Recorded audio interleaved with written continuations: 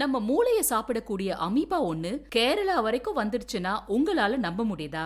9 வயசு பொண்ணு இந்த அமீபா தாக்குதலால உயிரிழந்திருக்காங்க. இது கேரளால ஏற்படக்கூடிய 4வது மரணம். கேரளால கோழிக்கோட் மாவட்டத்துல இருக்கிற தமரசேரிங்கிற இடத்துல தான் 9 வயசு பொண்ணு திடீர்னு காய்ச்சல் வந்து லோக்கலா இருக்கிற ஒரு மருத்துவமனையில ஆகஸ்ட் 13ஆம் தேதி அனுமதிக்கப்பட்டிருக்காங்க.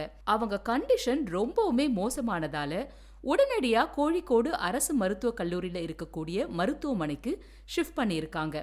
அதே நாள் அந்த பொண்ணு உயிரையும் விட்டுட்டாங்க. 2 நாளுக்கு அப்புறமா அவங்களோட டெஸ்ட் ரிப்போர்ட் வந்ததுக்கு அப்புறமா தான் இவங்களுக்கு இந்த பிரெயின் ஈட்டிங் அமீபாவால இன்ஃபெக்ஷன் இருந்திருக்குங்கிறது கண்டுபிடிக்கப்பட்டிருக்கு. அந்த பொண்ணு மட்டும் இல்லைங்க, இன்னும் ஒரு 3 மாச குழந்தையும் வேறு ஒரு நபரும் இந்த நோய்க்காக ட்ரீட்மெண்ட் எடுத்துட்டு இருக்காங்க. மருத்துவ நிபுணர்கள் சொல்றது என்னன்னா, இந்த இன்ஃபெக்ஷன் மாசுபட்ட நீர், தேங்கிய நீர், ஸ்விம்மிங் பூல், அதோட ஏரிகள், குளங்கள் இதுல இருக்கக்கூடிய நீர் வழியா பலருக்கு பரவ வாய்ப்பு இருக்குன்னு சொல்றாங்க.